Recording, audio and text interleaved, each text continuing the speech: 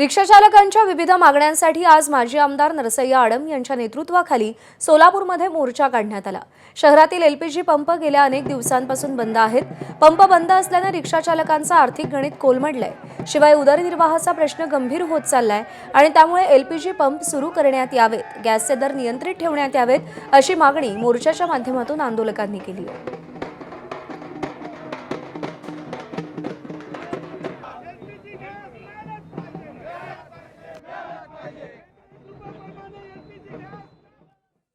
आजच्या मोर्चाची मुख्य मागणी ती आहे, 10 पंप चालू करा, 42 रुपये प्रमाणे आम्हाला दर द्या आणि 40,000 लिटर दररोज आम्हाला मिळालं पाहिजे।